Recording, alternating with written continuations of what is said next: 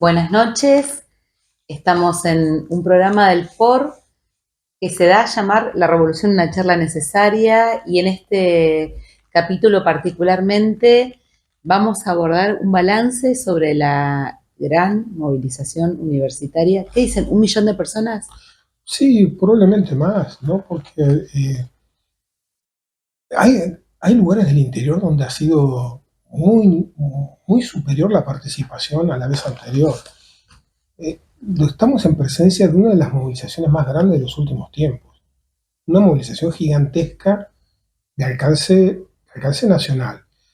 Las imágenes que se veían de la movilización en Córdoba, en Comodoro Rivadavia, en Mendoza, Impresionante. Un impresionante, saludo sí vimos la marcha enorme que iba al lado enormes. del mar en Comodoro. Sí, impresionante esas imágenes, es decir, una gran movilización.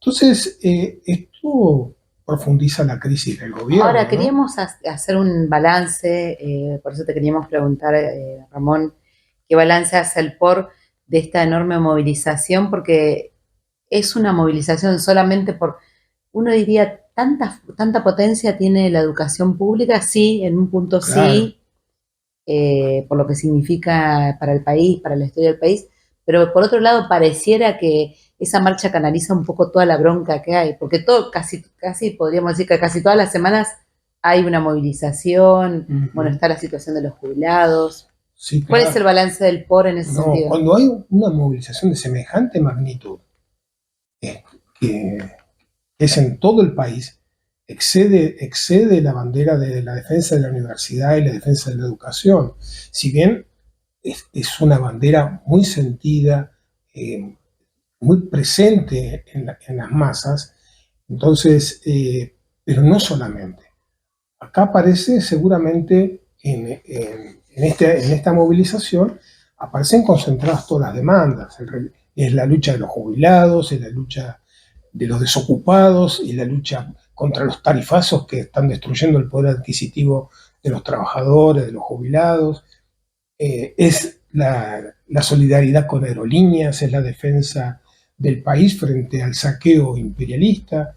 Todo esto se combina inconscientemente porque uno tiene que preguntarse, ¿y quién dirigía esta movilización? Semejante Mm. movilización, porque dice fue convocada por los rectores. Solamente, porque uno Claro, puede uno dice, decir, tanta poder de convocatoria tienen los rectores de las claro, universidades. el gobierno dice para desacreditarnos un tren fantasma, porque acá estaba el kirchnerismo, Ujú. estaban los radicales, etc.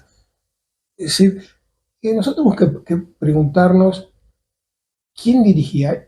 Y nos preocupa, en un sentido, es una movilización extraordinaria que pone en crisis al gobierno, una movilización que tiene profundas raíces, es decir, no nos olvidemos que en el medio, la anterior fue en abril, esta movilización en el medio, hubo una represión muy fuerte en junio contra la movilización cuando se discutía la ley bases. Sin embargo, esta movilización creció, se mantuvo, Sí, no eh, hubo, es una obviedad, pero no hubo protocolo, la se gente se rompió el movilizó. protocolo, es decir, acá no hay protocolo que valga. Cuando semejante marea humana sale a las calles, no hay forma de detenerla.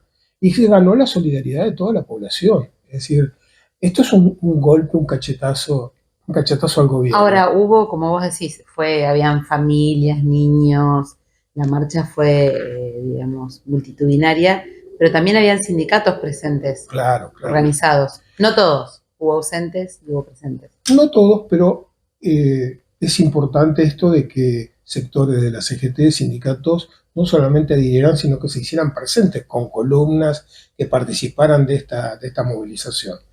Es un hecho importante porque podemos decir que en esta movilización está presente la clase obrera, los trabajadores asalariados de clase media, los profesionales, la juventud estudiosa, los jubilados, están presentes la mayoría oprimida, es una Ujú. representación del conjunto de la sociedad. Ahora, ¿cuál es, eh, ¿cuál es la preocupación nuestra frente a esta movilización? ¿Quién la dirige? ¿Con qué ideas? ¿Qué hay en el fondo? Existe una ilusión de que el Congreso pueda parar el veto del gobierno.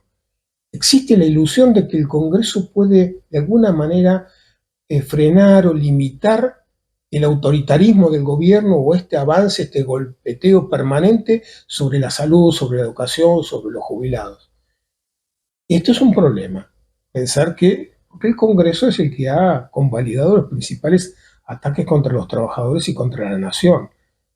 Pero hay que decir que esta movilización tiene una cierta ilusión en que el Congreso no es casualidad, que la movilización se dirige al Congreso y no a la Plaza de Mayo, porque existe esta idea de poder presionar, esta idea de que puedan cambiar el rumbo del gobierno.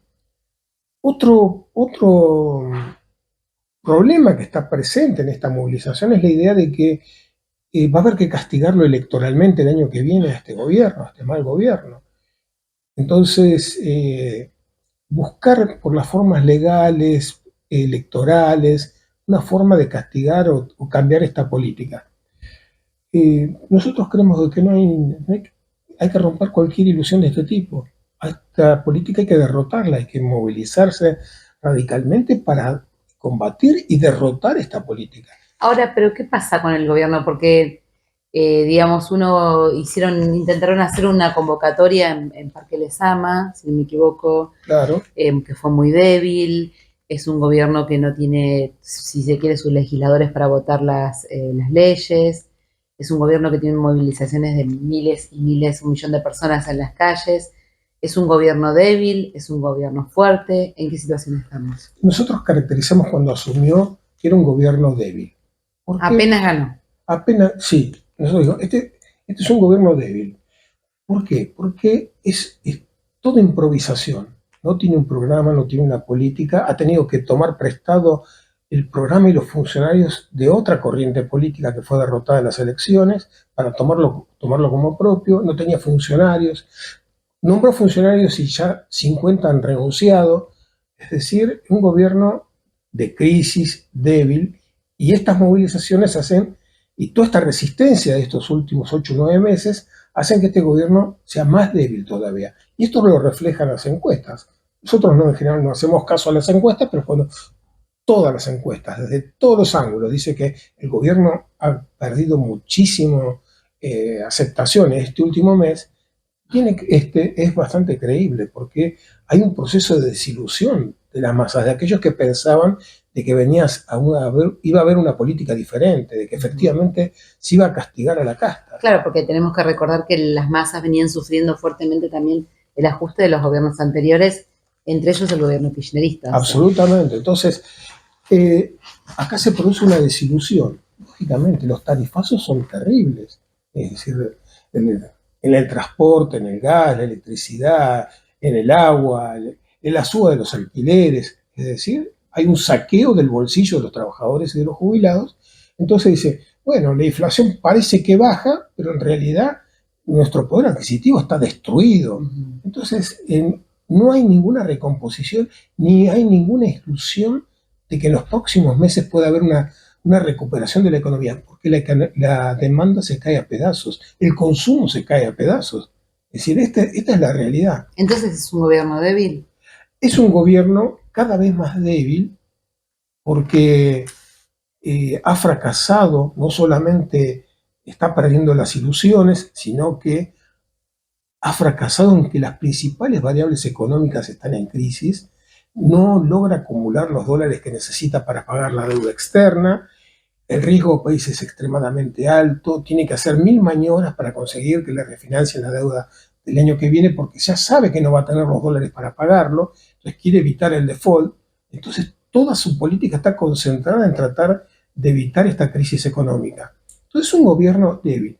Esto no quiere decir de que no siga golpeando en su debilidad, porque esto que discutíamos hoy, que no nos equivoquemos, a diferencia de Macri, que después de que fue sacudido por las movilizaciones de fines del 2017, prácticamente quedó paralizado y perdió toda iniciativa, este gobierno sigue golpeando, sigue ocupando el centro de la escena, es decir, avanzando lo más que puede con su política de saqueo y de golpeo, de golpear a los trabajadores. Entonces, digamos, si nosotros caracterizamos que es un gobierno débil, pero que sigue avanzando y las condiciones materiales de las masas se precarizan cada vez aún más, ¿Qué está planteando el POR frente a esta situación política? Claro, el tema es, ¿de dónde saca su fuerza entonces para seguir pegando estos golpes? ¿De dónde saca su fuerza? Saca su fuerza de la debilidad de la oposición política.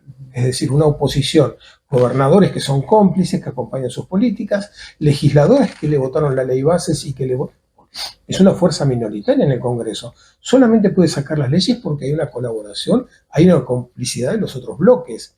Entonces, hay gobernadores, hay legisladores, hay partidos y hay un sector de la burocracia sindical que acompaña, que dice, no, este gobierno nos abrió el diálogo.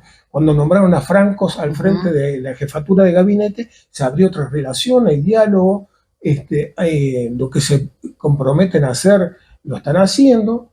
Entonces, de ahí saca su fuerza, de esta oposición. Y que la clase obrera no logra dar un paso adelante en su independencia política. No alcanza con movilizarse, con hacer paros, porque ya hemos hecho 2 paros generales en lo que va del año, movilizaciones extraordinarias, pero es necesario independizarse políticamente, plantear un camino, un plan de lucha que plantee cómo derrotamos esta política. De ruptura, por ejemplo, con el Fondo Monetario Internacional. Este es un problema central. Nosotros tenemos que decir de que tenemos que tirar abajo el programa del Fondo Monetario.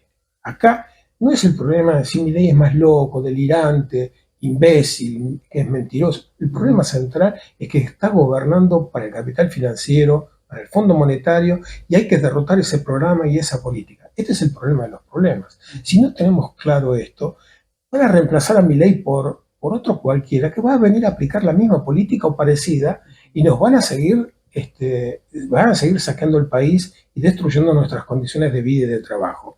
Entonces, este es el problema de los problemas.